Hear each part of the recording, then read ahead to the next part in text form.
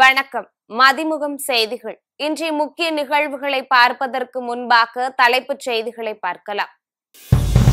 மாநில கல்விக் கொள்கையை வெளியிட்டார் முதலமைச்சர் மு.க.ஸ்டாலின். இருமொழி கொள்கையில் திமுக அரசு உறுதியாக இருப்பதாக பேச்சு. உத்தரகாண்ட் மாநிலத்தில் ஏற்பட்ட பெருவெள்ளத்தில் சிக்கிய 274 பேர் மீட்பு பணிகள் தொடர்ந்து நடைபெற்று வருவதாக தகவல். வாக்காளர் பட்டியலில் முறைகேடுகளை கண்டித்து போராட்டம். ராகுல் காந்தி அறிவிப்பு. ராகுல் காந்தி அளித்த தரவுகளை தேர்தல் ஆணையம் நிராகரிக்க முடியாது. ப. சிதம்பரம் கருத்து. அமலாக்கத்துறை மற்றும் சிபிஐ ஆகியவற்றை எதிர்க்கட்சிகளுக்கு எதிராக பயன்படுத்துகிறது. பாஜக மீது பிரியங்கா காந்தி குற்றச்சாட்டு. பள்ளி கல்விக்கு என்று தனியாக மாநில கல்விக் கொள்கையை முதலமைச்சர் மு.க.ஸ்டாலின் இன்று வெளியிட்டுள்ளார். திமுக அரசு பொறுப்பேற்ற பின் தமிழ்நாட்டிற்கென மாநில கல்விக் கொள்கை உருவாக்க குழு அமைக்கப்படும் என 2021-22 ஆண்டு பட்ஜெட்டில் அறிவிக்கப்பட்டது. அதன்படி ஓய்வு பெற்ற நீதிபதி முருகேசன் தலைமையில் 14 பேர் கொண்ட குழு 2022 ஆண்டு அமைக்கப்பட்டிருந்தது. அந்த குழு 600 பக்கங்கள் கொண்ட அறிக்கையை கடந்த ஆண்டு ஜூலை மாதம் சமர்ப்பித்தது. இதில் இருமொழி கொள்கையை பின்பற்ற வேண்டும் என்றும் 3, 5, 8ஆம் வகுப்புகளுக்கு பொதுத் தேர்வு கூடாது என்றும் பரிந்துரை அளிக்கப்பட்டுள்ளது. மேலும் பள்ளி கல்வியில் தமிழை முதல் மொழியாக நிலைநிறுத்த வேண்டும் என்றும் தொடக்க நிலை முதல் பல்கலைக்கழக நிலை வரை தமிழ் வழி கல்வியை வழங்க வேண்டும் என்றும் கல்வியை மாநில பட்டியலுக்கு கொண்டு வர வேண்டும் என்றும் பரிந்துரை செய்யப்பட்டுள்ளது. மேலும் கல்லூரி மாணவர் சேர்க்கையின் போது 12ஆம் வகுப்பு மதிப்பெண்களுடன் 11ஆம் வகுப்பு மதிப்பெண்களும் இடம்பெற வேண்டும் எனும் இந்த கொள்கையில் வலியுறுத்தப்பட்டிருந்தது. இந்நிலையில் மாநில கல்விக் கொள்கையில் வழங்கப்பட உள்ள பரிந்துரைகளை முதலமைச்சர் மு.க.ஸ்டாலின் இன்று வெளியிட்டுள்ளார். இதனைத் தொடர்ந்து நிகழ்ச்சியில் பேசிய அவர், பள்ளி கல்வி வரலாற்றில் இது மிகவும் சிறப்பு வாய்ந்த விழாவாகும் என தெரிவித்தார். மேலும் தான் ஒவ்வொரு முறையும் சந்திக்கும் போது கல்வியின் முக்கியத்துவத்தை எடுத்து சொல்வதாக கூறிய முதலமைச்சர், அரசு பள்ளிகள் வறுமையின் அடையாளம் அல்ல, பெருமையின் அடையாளம் என தெரிவித்தார். தொடர்ந்து பேசிய அவர், இருமொழி கொள்கையே தங்களின் உறுதியான கொள்கை என முதலமைச்சர் மு.க.ஸ்டாலின் திட்டவட்டமாக கூறியுள்ளார். நல்லா படிச்சு சாதிச்சு மற்றவங்களுக்கு எடுத்துக்காட்டாகவும் மாறலாம். அப்படி எடுத்துக்காட்டா மாறி இருக்கக்கூடிய உங்களை பாராட்டுகிறேன், வாழ்த்துகிறேன்.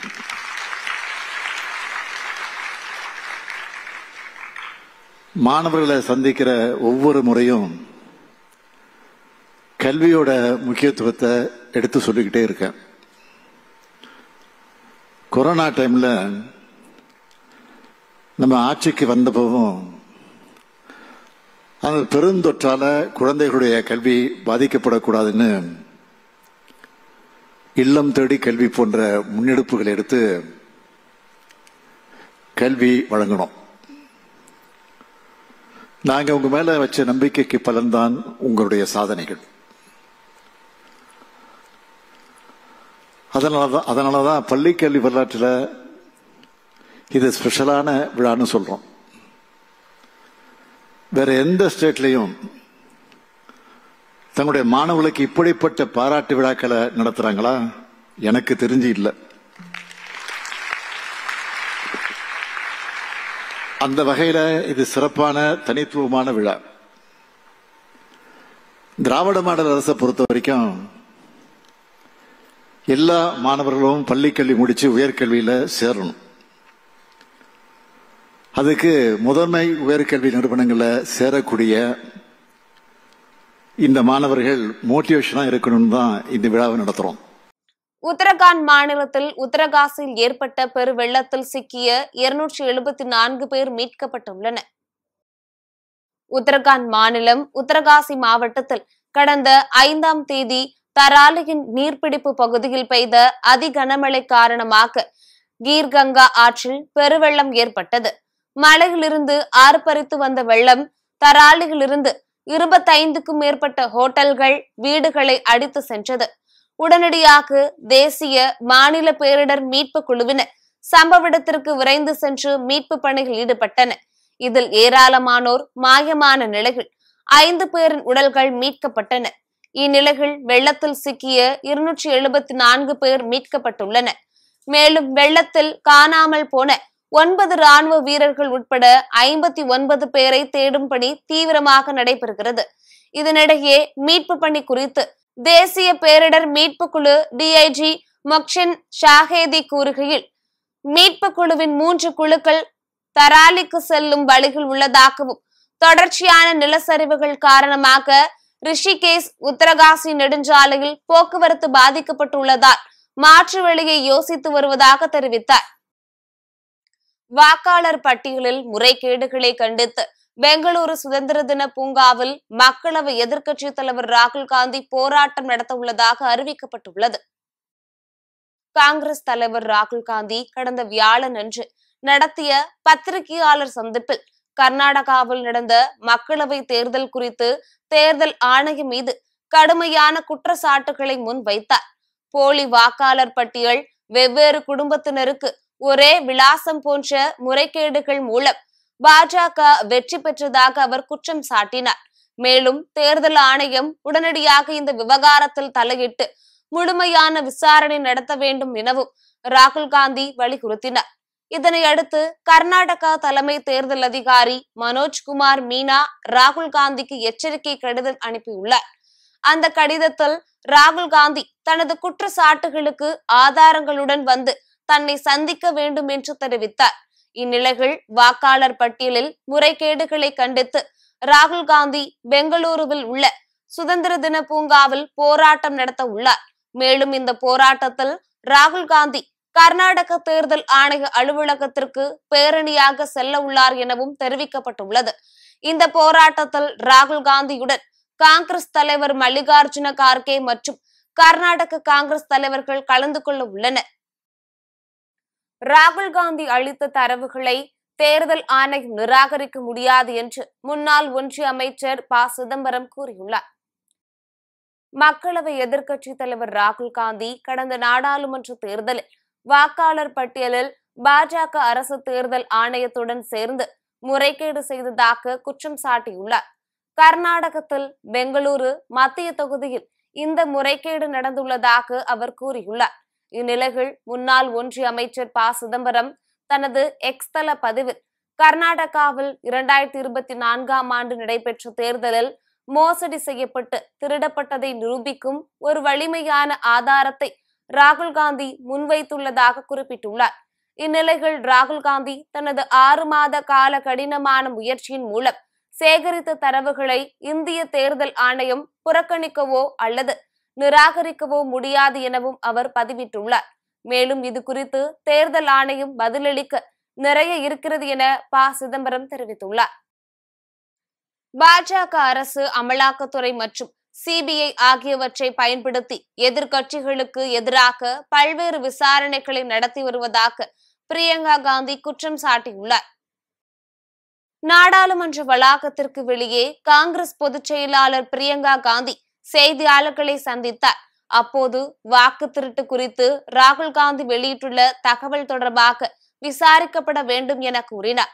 ஆனால் இந்த விவகாரம் தொடர்பாக தேர்தல் ஆணையம் விசாரிப்பதற்கு பதிலாக பிரமாண பத்திரத்தை கேட்பதாக குற்றம் சாட்டினார்.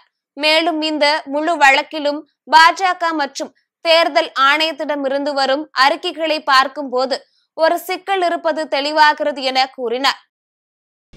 சென்னையில் 22 கேரட் ஆபரண தங்கம் சவரனுக்கு 560 ரூபாய் உயர்ந்து 75,760 ரூபாய்க்கு விற்பனை செய்யப்படுகிறது.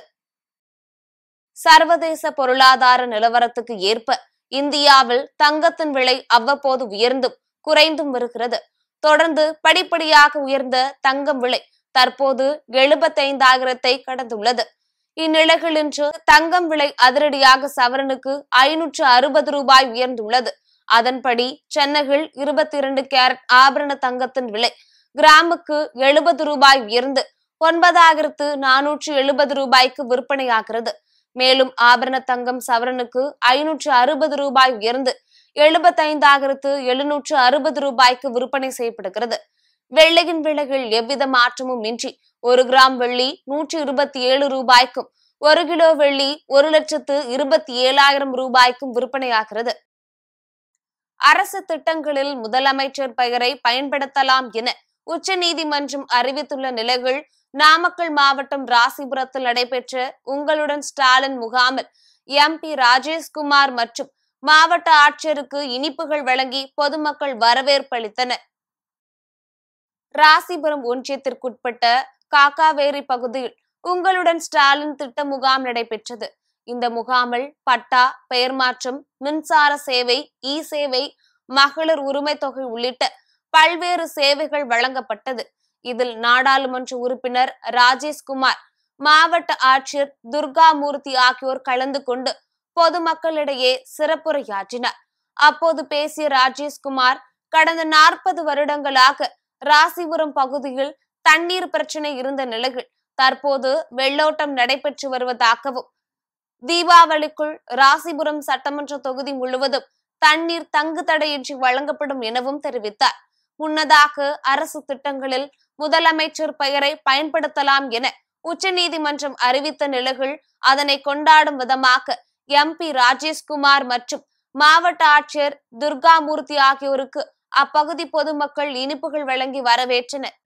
40 ஆண்டு காலத்துக்கு பிறகு எத்தனையோ மக்கள் தொகை பெருகிவிட்டார்கள், எத்தனையோ சட்டமன்ற உறுப்பினர்கள் வந்து விட்டார்கள். ஆனால் யாருக்கும் இந்த மக்களுடைய தியாகத்தை தீர்க்க வேண்டும். மக்கள் தொகை பெருகிவிட்டது.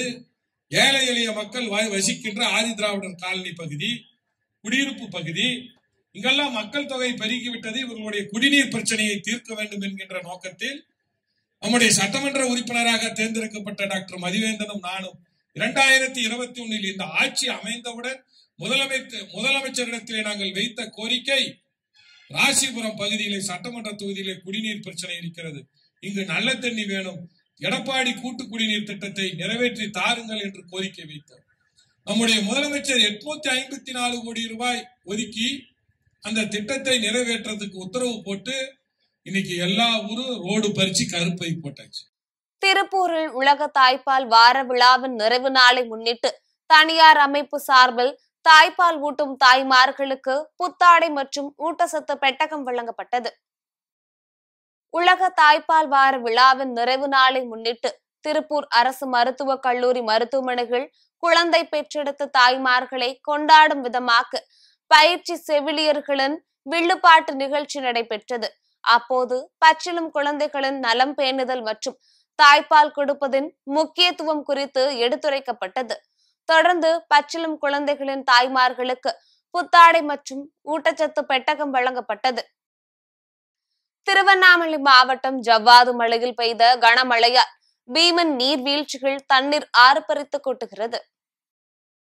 திருவண்ணாமலை மாவட்டம் ஜவ்வாது மலையில் உள்ள காவலூர், அத்திப்பட்டு, பெருங்காட்டூர், நடுப்பட்டு உள்ளிட்ட மலை கிராமங்களில் கடந்த 4 நாட்களாக இரவு நேரங்களில் அதிக கனமழை பெய்து வருகிறது. இதன் காரணமாக பீமன் நீர்வீழ்ச்சி, கோலப்பன் ஏரி உள்ளிட்ட பல்வேறு சிறு சிறு ஆறுகளில் காட்டாற்று வெள்ளம் கரை புரண்டு ஓடுகிறது. இதேபோல் கனமழை காரணமாக ஜவ்வாது மலை பீமன் நீர்வீழ்ச்சிகள் வெள்ளப்பெருக்கு ஏற்பட்டு தண்ணீர் ஆர்ப்பரித்து கொட்டி வருகிறது. எனவே பொதுமக்கள் மற்றும் சுற்றுலா பயணிகள் நீர்வீழ்ச்சிகள் குளிப்பதற்கு தடை விதிக்கப்பட்டுள்ளது. ஈரோடு திண்டலில் உள்ள VED கல்லூரியில் 1500க்கும் மேற்பட்ட மாணவர்கள் ராட்டை வடிவத்தில் 1 மணி நேரம் நின்று நோபல் உலக சாதனை முயற்சியில் ஈடுபட்டனர். திண்டல் பகுதியில் உள்ள VED கலை மற்றும் அறிவியல் கல்லூரியின் விளையாட்டு மைதானத்தில் கைத்தறி மற்றும் அதன் நிலைந்த வளர்ச்சி குறித்து விழிப்புணர்வு நிகழ்ச்சி நடைபெற்றது. இதில் 1500க்கும் மேற்பட்ட மாணவ மாணவிகள் கலந்து கொண்டு ராட்டை வடிவத்தில் 1 மணி நேரம் நின்று நோபல் உலக சாதனை முயற்சியில் ஈடுபட்டனர். இந்த நிகழ்ச்சியானது கைத்தறி, அதன் வளர்ச்சி மற்றும் இளைஞர்களின் பங்கு போன்ற முக்கிய அம்சங்களை மக்களிடம் எடுத்து செல்ல மிகுந்த பயனளிக்கும் வகையில் அமைந்ததாக கல்லூரி நிர்வாகம் சார்பில் தெரிவிக்கப்பட்டுள்ளது. நான் VETIS கோஎஜுகேஷன் காலேஜ்ல PG costume design and fashion பண்ணிட்டு இருக்கேன். இன்னைக்கு வந்து நாங்கள் என்ன பண்ணிருக்கோம்னா ஒரு வேர்ல்ட் ரெக்கார்ட் அட்டென்ட் பண்ணிருக்கோம். இது எதுக்காகனா ஹேண்ட்லூம் வந்து வர வர கைத்தறிங்கிறது ரொம்ப குறைஞ்சிக்கிட்டே வருது. அதை ப்ரமோட் பண்ற விதமாகவும் எல்லாத்துக்கும் வந்து இந்த நெசவாளர்களோட முக்கியத்துவத்தை தெரிவிக்கிறதுக்காகவும் வந்து நாங்கள் இன்னைக்கு இந்த வேர்ல்ட் ரெக்கார்ட் அட்டென்ட் பண்ணிருக்கோம். என்னதுன்னா ஒரு 1500 ஸ்டூடெண்ட்ஸ் வந்து இதில் பார்ட்டிசிபேட் பண்ணியிருக்காங்க. ஒரு கைத்தறியோட சிம்பிளையும் எஸ்டிஜி கோல்ஸையும் வந்து இதில் நாங்கள் காமிச்சிருக்கோம். அனைவருக்கும் வணக்கம். என் பேர் வினோத். நான் வந்து நோபல் வேர்ல்ட் ரெக்கார்ட்ஸில் வந்து சீஃப் ஆப்ரேட்டிங் ஆஃபீஸராக ஒர்க் பண்ணுறோம். இன்றைக்கி நம்ம ஈரோட்டில் வந்து பார்த்திங்கன்னா VET institute of arts and science college கோ எஜுகேஷனில் வந்துட்டு இன்றைக்கி ஒரு வேர்ல்டு ரெக்கார்டு அட்டெம்ப்ட் வந்து பண்ணியிருக்காங்க. எதை பேஸ் பண்ணினா கைத்தறி நெசவாளர்களோட பேஸ் பண்ணி அவங்கள அடுத்த கட்டத்துக்கு கொண்டு போகிற விதமாகவும் அவங்களோட லோகோவை வந்து யூஸ் பண்ணி 1600க்கும் மேற்பட்ட நம்மளோட விஇடி ஐஏஎஸ் ஸ்டூடெண்ட்ஸ் வந்து அந்த ஆர்ட் மேலே நின்று இன்றைக்கி நோபல் வேர்ல்ட் ரெக்கார்ட்ஸ் வந்து அட்டெம்ப்ட் பண்ணியிருக்காங்க. அது போக பார்த்திங்கன்னா யுஎன்ஓவோட சப்ஸ்டனல் டெவலப்மெண்ட் கோல்ஸோட லோகோஸை யூஸ் பண்ணி நம்மளோட ஸ்டூடெண்ட்ஸ் நிற்க வச்சு அதோட இருக்கக்கூடிய முக்கியத்துவத்தை வந்து நம்ம சொசைட்டிக்கு அவேர்னஸ் க்ரியேட் பண்ணுங்கிற விதமாகவும் இன்றைக்கி இந்த ஈவெண்ட் பண்ணி சக்ஸஸ்ஃபுல்லாக கம்ப்ளீட் பண்ணியிருக்காங்க. நாங்கள் நோபல் வேர்ல்ட் ரெக்கார்ட்ஸ் டீம்லேருந்து 3 மெம்பர்ஸ் வந்து இந்த ஈவெண்ட்டை ரெக்கக்னைஸ் பண்ணி அவங்களுக்கான நோபல் வேர்ல்ட் ரெக்கார்ட் சர்டிஃபிகேட்ஸ் வந்து இஷ்யூ பண்ணியிருக்கோம். இதில் நம்ம இன்ஸ்டியூஷன் ப்ளஸ் எல்லாருமே கோஆர்டினேட் பண்ணி இந்த ஈவெண்ட்டை வந்து சக்ஸஸ்ஃபுல்லாக கம்ப்ளீட் பண்ணியிருக்கோம். திருப்பத்தூர் மாவட்டம் வாணியம்பாடியில் வீட்டில் தனியாக இருந்த பெண்ணிடம் கத்தியை காட்டி மிரட்டி நகை பறிக்க முயற்சி செய்த நபர் கைது செய்யப்பட்டார். வாணியம்பாடி அடுத்த ஆம்பூர்பேட்டை பகுதியை சேர்ந்தவர் ஜாய்சி. இவரது மகன் மற்றும் மகள் சித்த மருத்துவராக பணிபுரிந்து வருகின்றனர். இந்நிலையில் கடந்த 4ஆம் தேதி ஜாய்சி வீட்டில் தனியாக இருப்பதை நோட்டமிட்ட மர்ம நபர் ஒருவர் வீட்டிற்குள் நுழைந்து மருத்துவர் இல்லையா என கேட்டுள்ளார். அப்போது ஜாய்சி மருத்துவர் இல்லை என கூறியுள்ளார். இதனை அடுத்து ஜாய்சியை கீழே தள்ளி அவர் கழுத்தில் அணிந்திருந்த நகைகளை பறிக்க முயன்றுள்ளார். தொடர்ந்து ஜாய்சி கத்தி கூச்சலிட்டதால் அவரின் கழுத்தை நெரித்துள்ளார். சத்தம் கேட்டு வீட்டின் மேல் தளத்தில் உள்ள நபர் ஓடி வந்து பார்த்தபோது மர்ம நபர் அங்கிருந்து தப்பி சென்றார். இது தொடர்பாக அளித்த புகாரின் அடிப்படையில் சிசிடிவி காட்சிகளை கைப்பற்றிய போலீசார் தேவராஜ்புரம் பகுதியை சேர்ந்த திருப்பதி என்பவரை கைது செய்து சிறையில் அடைத்தனர். திருப்பத்தூர் மாவட்டம் ஆம்பூர் அருகே ஆட்டோ மற்றும் இருசக்கர வாகனம் நேருக்கு நேர் மோதிய விபத்தில் 3 பேர் படுகாயமடைந்தனர். மிட்டாலம் ஊராட்சிக்குட்பட்ட குண்டகந்தூர் பகுதியில் ஆட்டோ மற்றும் இருசக்கர வாகனம் நேருக்கு நேர் மோதி விபத்துக்குள்ளானது. இந்த விபத்தில் ஆட்டோ மீது இருசக்கர வாகனம் தலைகீழாக தொங்கியபடி நின்றது. இதில் சின்ன கரும்பூர் பகுதியை சேர்ந்த ஆட்டோ ஓட்டுநர் அபூர்வன் மற்றும் இருசக்கர வாகனத்தில் வந்த வாணியம்பாடி பகுதியை சேர்ந்த சலீம் உட்பட 3 பேருக்கு படுகாயம் ஏற்பட்டது. இதனை அடுத்து அப்பகுதி மக்கள் அவர்களை மீட்டு ஆம்பூர் அரசு மருத்துவமனைக்கு சிகிச்சைக்காக அனுப்பி வைத்தனர். இச்சம்பவம் தொடர்பாக உமாராபாத் போலீசார் மேற்கொண்ட விசாரணைகள் ஆட்டோ ஓட்டுநர் மது போதையில் ஆட்டோவை ஓட்டி சென்றதால் இந்த விபத்து ஏற்பட்டதாக தெரிய வந்துள்ளது. அமெரிக்க அதிபர் டிரம்பிற்கு அமைதிக்கான நோபல் பரிசு வழங்க வேண்டும் என கம்போடியா பிரதமர் பரிந்துரைத்துள்ளார். இது தொடர்பாக நார்வே நோபல் குழுவிற்கு கம்போடியா பிரதமர் ஹன் மானெட் கடிதம் எழுதியுள்ளார். அதில் உலக அமைதியை நிலைநாட்டுவதில் டிரம்பின் வரலாற்று பங்களிப்புகளை அங்கீகரிக்கும் விதமாக அவருக்கு அமைதிக்கான நோபல் பரிசு வழங்கப்பட வேண்டும் என கூறியுள்ளார். டிரம்பின் தொலைநோக்கு மற்றும் புதுமையான ராஜதந்திரம் மூலம் பல நாடுகளிடையே ஏற்பட்ட மோதல்களுக்கு தீர்வு கண்டதுடன் பேரழிவு தரும் போர்களை தடுத்துள்ளார் எனவும் டிரம்பின் அசாதாரண அரசியல் திறமை கம்போடியாவுக்கும் தாய்லாந்துக்கும் இடையே உடனடி மற்றும் நிபந்தனையற்ற போர் நிறுத்தத்தை ஏற்படுத்துவதில் அவர் வகித்த சிறப்பான பங்கின் மூலம் மிக சமீபத்தில் நிரூபிக்கப்பட்டது எனவும் தெரிவித்துள்ளார். ஏற்கனவே இந்தியாவுடனான மோதலை நிறுத்த உதவியதற்காக டிரம்பை அமைதிக்கான நோபல் பரிசுக்கு பரிந்துரைப்பதாக பாகிஸ்தான் கடந்த ஜூன் மாதம் கூறியது. மீண்டும் தலைப்புச் செய்திகள். மாநில கல்விக் கொள்கையை வெளியிட்டார் முதலமைச்சர் மு.க. ஸ்டாலின். இருமொழி கொள்கையில் திமுக அரசு உறுதியாக இருப்பதாக பேச்சு. உத்தரகாண்ட் மாநிலத்தில் ஏற்பட்ட பெருவெள்ளத்தில் சிக்கிய 274 பேர் மீட்பு பணிகள் தொடர்ந்து நடைபெற்று வருவதாக தகவல். வாக்காளர் பட்டியலில் முறைகேடுகளை கண்டித்து போராட்டம். ராகுல் காந்தி அறிவிப்பு. ராகுல் காந்தி அளித்த தரவுகளை தேர்தல் ஆணையம் நிராகரிக்க முடியாது. ப. சிதம்பரம் கருத்து. அமலாக்க அமலாக்கத்துறை மற்றும் சிபிஐ ஆகியவற்றை எதிர்க்கட்சிகளுக்கு எதிராக பயன்படுத்துகிறது. பாஜக மீது பிரியங்கா காந்தி குற்றச்சாட்டு. இத்துடன் செய்திகள் நிறைவடைந்தன.